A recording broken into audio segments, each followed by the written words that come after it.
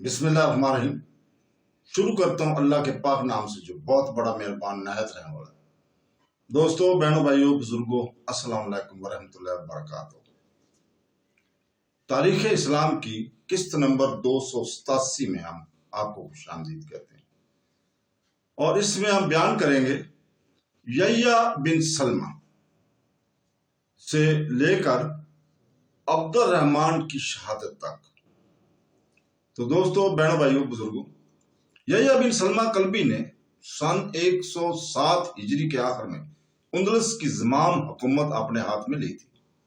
یحییٰ بن سلمہ کے مزاج میں تشدد اور ضد کا مادہ تھا، اس لیے رعایا اندلس اس سے بھی ناراض ہوگی اور والی افریقہ کی خدمت میں شکایتیں بھیجی۔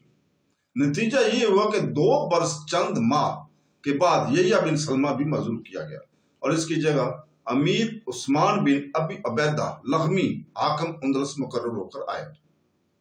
امیر عثمان کو سن 110 ہجری میں عبد الرحمن والی افریقہ نے مقرر کر کے بھیجا تھا۔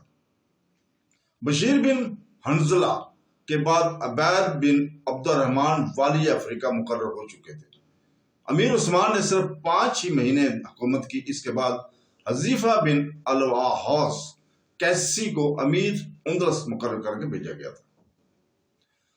تو دوستو، بہنوں، بھائیوں، بزرگوں، امیر حذیفہ بن آوس نے 110 ہجری میں کے آخر تک اندلس میں حکومت کی اور اس کے بعد محرم 111 ہجری میں گورنر افریقہ نے بجائے حذیفہ کے ہشام بن عبید کلابی کو اندلس کا حاکم مقرر کر کے بھیجا۔ بعض روایتوں سے یہ ثابت ہوتا ہے کہ خلیفہ دمشق نے خود ہشام کو مقرر کر کے بھیجا تھا۔ ہشام بن عبید کلابی شامی الاصل تھا اور اس میں سخت گیری اور تشدد کا مادہ زیادہ تھا۔ ہشام کا طرز عمل اہل اندلس کو ناگوار گزرا۔ اندلس کے مسلمان اور عیسائی دونوں ہشام سے ناخوش ہو گئے۔ نتیجہ یہ ہوا کہ پرانے تجربہ کار کے موافق اندلس سے ایک وفد شکایت لے کر افریقہ پہنچا۔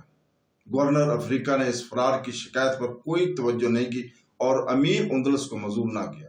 ممکن ہے کہ گورنر افریقہ نے ہشام کو اس لیے معزول کرنے کی جرات نہ کی ہو کہ اس کو خود امیر المومنین نے دمشق سے مقرر فرما کر بھیجا تھا۔ بہرحال افریقہ یعنی کیروان میں یہ وفد ناکام رہا تو وہاں سے شام کی طرف روانہ ہو کر دمشق پہنچا اور خلیفہ ہشام بن عبد الملک کے دربار میں حاضر ہو کر تظلم قمنا ہوا، وہاں پہ بتایا گیا۔ خلیفہ ہشام بن عبد الملک نے محمد بن عبداللہ اشجی کو اندلس کی طرف روانہ کیا اور یہ حکم دیا کہ اندلس جا کر ہشام کے افعال اور اعمال کی تحقیق و تفتیش کرو اور اول اپنے آپ کو بھیس بدل کر چھپائے رہو اور تحقیق حالات میں کسی قسم کی کوتاہی روانہ رکھو۔ اگر اندل حقیق یہ ثابت ہو جائے تحقیق میں کہ واقعی ہشام خطا کار ہے اور اس کے طرز عمل سے خلافت اسلامیہ اور ملت مسلمہ کو نقصان پہنچ رہا ہے تو فوراً معزول کر دو اور خود حکومت اندلس کا چارج لے لو، ورنہ ہشام کو بدستور حکومت اندلس پر قائم چھوڑ کر واپس چلے آؤ۔ ہشام بن عبید نے سرزمین مقرشہ پر جہاد کیا اور اس علاقے کو فتح کر کے 10 مہینے وہاں ٹھہرا رہا۔ اپنی حکومت کے 2 برس بعد ہشام معزول ہوا۔ محمد بن عبداللہ شجی نے وارد اندلس ہو کر بہت جلد ہشام کے خلاف حالات تحقیق کر لیے اور ہشام کی خطا کاری کا مکمل ثبوت بیان پہنچانے کے بعد اپنے آپ کو اور خلیفہ کے حکم کو لوگوں پر ظاہر کر کے ہشام کو معزول اور گرفتار کرا کے خلیفہ کی خدمت میں روانہ کر دیا اور خود کئی مہینے اندلس میں کام کر کے وہاں کے انتظامات اور بگڑے ہوئے حالات کو درست کر کے عبد الرحمن بن عبداللہ غافقی کو اندلس کا امیر بنا کر دمشق کی جانب روانہ کیا۔ یہ واقعہ سن 113 ہجری کا ہے۔ عبد الرحمن غافقی نے اندلس کی حکومت اپنے ہاتھ میں لے کر اول ملک کے اندرونی انتظام کو درست اور مکمل کیا۔ اکثر شہروں اور قصبوں میں مدرسے، مسجدیں اور پل تعمیر کرائے۔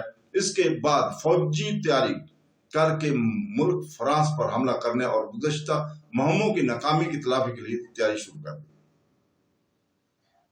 اوپر پہلے ہم ذکر کر چکے کہ عثمان لغمی نے بھی 5 مہینے اندلس کی حکومت کی تھی۔ حکومت اور امارات اندلس سے معزول ہو کر عثمان کو اندلس کے ایک شمالی صوبہ کی حکومت مل گئی تھی۔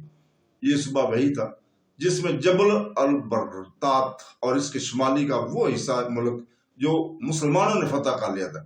عثمان چونکہ تمام ملک اندلس کا حاکم ہو کر اب ایک چھوٹے سے حصے ملک کا عامل اور حاکم اندلس کا متحد تھا، لہذا وہ اپنی اس حالت میں کانا نہ تھا اور اس فکر میں رہتا تھا کہ کسی طرح اپنی خود مختاری حکومت قائم کرو۔ عثمان چونکہ بربری قبائل سے تعلق رکھتا تھا، لہذا اس کو عربوں اور شامیوں سے بھی کوئی ہمدردی نہ تھی، بلکہ ان کو رقابت نفرت کی نگاہ سے دیکھتا تھا۔ ڈیوڈ آف ایکٹوئن جو ملک فرانس کا ایک بڑے حصہ پر قابض اور متصرف تھا اور گات قوم کا بادشاہ تھا، جنگ طالون کے بعد ملک فرانس کے شمالی بادشاہ چارلس مارٹل کے مقابلے میں طاقتور بنانے کے لیے اس کی بات خواہش مند ہوا کرتی تھی۔ اپنے ہمسایہ مسلمان عامل کو اپنا ہمدرد بنا کر اپنے رقیب مارٹل کو نیچا دکھائے۔ چنانچہ ڈیوڈ آف ایکوٹین نے عثمان سے خط و خطابت اور طوائف کے ذریعے صلح اور دوستی کی بنیاد قائم کر لی تھی، اور رفتہ رفتہ نوبت یہاں تک پہنچی کہ ڈیوڈ آف ایکوٹین نے اپنی نہایت حسین اور جمیل اور شہرہ آفاق لڑکی کی شادی عثمان کے ساتھ اس شرط پر کر دی کہ لڑکی اپنے آبائی دین عیسوی یعنی کہ عیسائیت پر ہی قائم رہے گی، اور عثمان سے یہ عہد نامہ بھی لکھوا کر لیا تھا کہ عثمان اپنی فوجوں کو کبھی ڈیوڈ کے خلاف استعمال نہ کرے گا۔ عثمان اب جب امیر الاندلس عبد الرحمن گافقی نے فرانس پر حملہ آور ہونے کے لیے فوجی تیاری کی تو جبل البرتات کو عبور کرنا چاہا تو عثمان کے پاس حکم بھیجا کہ اپنی متعلقہ فوج کو ہمارے رکاب میں شامل ہونے دو اور اپنے علاقے میں سامان رست کی فراہمی کے کام کے لیے مستعد رہو۔ عثمان نے اس حکم کی تعمیل میں عذر کیا اور اول ہیلے بہانے کرتا رہا، لیکن جب عبد الرحمن گافقی پہنچا تو عثمان جبل البرتات کے دروں میں اسلامی لشکر کو روکنے اور مقابلہ کرنے کے لیے تیار ہو گیا۔ نتیجہ یہ ہوا کہ عبد الرحمن نے ایک سردار کو تھوڑی سی فوج دے کر آگے روانہ کیا۔ عثمان شکست کھا کر بھاگا اور پہاڑ کے دشوار گزار مقامات میں جا چھپا۔ اس سردار نے تعاقب جاری رکھ کر عثمان کو قتل کیا اور اس کی سائی بیوی کو گرفتار کے عبد الرحمن کے پاس لے آیا۔ اس طرح جبل البرتات کی اس رکاوٹ کو دور کر کے اسلامی لشکر فرانس کے ہموار میدان میں داخل ہوا۔ شہر ناربون تک اسلامی حکومت کی سرحد تھی۔ اس شہر سے آگے بڑھ کر اسلامی لشکر نے شہروں کو فتح کرنا شروع کیا۔ فرانس کا مشہور بندرگاہ اور نامور شہر بورڈیو بھی مسلمانوں کے قبضے میں آ گیا تھا۔ اس زمانے میں ڈیوڈ آف ایکوٹین مجبور ہو کر چارلس مارٹل کی سیادت کو تسلیم کر چکا تھا۔ وہ اپنی تمام فوجوں کے لیے ہوئے چارلس مارٹل کی خدمت میں حاضر ہوا اور اسلامی لشکر کی اس سیلاب کی روک تھام کے لیے اس کو آمادہ کیا۔ چارلس مارٹل نے بڑی مستعدی اور ہوشیاری کے ساتھ زیادہ سے زیادہ جس قدر افواج اور سامان جنگ فراہم کر سکتا تھا فراہم کیا۔ عیسائیوں کے جم غفیر اور یورپ کے نامور شجاع اور بہادر لوگ اس کی جھنڈے کے نیچے جمع ہو گئے تھے اور اس جنگ کو مذہبی جنگ سمجھ کر پادریوں کے عیسائیوں کو خوب پرجوش تقریروں کے ذریعے ابھارا۔ مسلمانوں نے دریائے گرون کو عبور کیا اور دریائے واردون کے کنارے پہنچے۔ یہاں عیسائی لشکر نے مقابلہ کیا، مگر مسلمانوں کے مقابلے میں اس کو شکست فاش ہوئی اور مسلمانوں نے شہر پائی ٹیرس پر قبضہ کر لیا تھا۔ پائی ٹیرس پر قبضہ کر کے مسلمان شہر ٹورس کی طرف بڑھے، جو میدان ملک فرانس کے مرکز میں واقع ہے۔ شہر ٹورس کے قریب ایک میدان میں عیسائیوں کی مجموعی تعداد اور پورے لشکر نے اسلامی فوج کا مقابلہ کیا۔ اس میدان میں پہنچ کر دونوں فوجیں ایک دوسرے کے مقابلے 7 روز تک خیمہ زن رہی اور ایک دوسرے پر حملہ کرنے کی جرأت نہ ہوئی۔ مسلمانوں کی فوج بالکل غیر اور اجنبی ملک میں تھی۔ عیسائی اپنے ملک کی حفاظت کے لیے جمع ہوئے تھے۔ چارلس مارٹل اور ڈیوڈ آف ایکوٹین جیسے نامور اور تجربہ کار سپہ سالار کے علاوہ اسی حیثیت کے اور بھی کئی سردار عیسائیوں کے افواج کے مختلف حصوں کی سپہ سالاری کر رہے تھے۔ ہر طرف سے عیسائیوں کی فوجیں امڑی چلی جا رہی تھی اور دم بدم ان کی جمعیت بڑھ رہی تھی۔ پادریوں کی پرجوش مذہبی تقریروں سے عیسائیوں کا جوش بھی ترقی کر رہا تھا۔ اس مرتبہ مسلمانوں کی فوج تعداد میں پہلے کی نسبت شاید زیادہ ہوگی، لیکن چونکہ عیسائی لشکر بھی بہت زیادہ تھا اور ملک فرانس مدافعت پر مستعد ہو گیا تھا، لہذا مسلمانوں کی نسبت اس مرتبہ بھی وہی تھی جو پہلی لڑائی میں ہوتی تھی، یعنی مسلمان عیسائیوں سے 10واں حصہ بھی نہ تھے۔ اس مرتبہ مسلمان مال غنیمت کے سبب پہلے سے زیادہ بوجھل تھے، اپنے ملک سے بہت دور نکل آئے تھے اور چاروں طرف دشمنوں سے گھیرے ہوئے تھے۔ آخر 8ویں روز مسلمانوں کے امیر عبد الرحمن گافقی نے زیادہ انتظار کو مناسب نہ سمجھ کر اپنی فوج کو حملے کا حکم دے دیا۔ لڑائی شروع ہوئی، شام تک میدان کارزار گرم رہا۔ رات کی تاریکی نے حائل ہو کر فیصلہ جنگ کل پر ملتوی کر دیا۔ رات کو مسلمان اپنی قلت تعداد کے سبب اور عیسائی مسلمانوں کی شجاعت اور بہادری کا تجربہ کر کے بہت متفکر رہے۔ اگلے دن صبح سے ہنگامہ وار پھر شروع ہوا، اور اس روز ڈیوڈ آف ایکوٹین نے، جو اس سے پہلے بھی مسلمانوں کی لڑائی کا تجربہ کر چکا، یہ چلاکی کی کہ اپنی فوج کو لے کر رات ہی سے ایک کمین گاہ میں چھپ کر بیٹھا رہا۔ ٹھیک اس وقت جب عیسائی مسلمانوں کے مقابلے میں میدان چھوڑنے پر آمادہ ہو گئے تھے، ڈیوڈ آف ایکوٹین نے عقب سے آ کر اسلامی لشکر پر حملہ کیا۔ اس غیر متوقع حملہ کا اثر یہ ہوا کہ اگلی صفحے پیچھے سے آنے والے دشمن کی طرف متوجہ ہوگی، اور عیسائیوں کا لشکر عظیم جو فرار پر آمادہ تھا یک لخت اپنے آپ کو سنبھال کر حملہ آور ہوا۔ مٹھی بار مسلمانوں کی جمیت کا شرازہ نہ رک سکا۔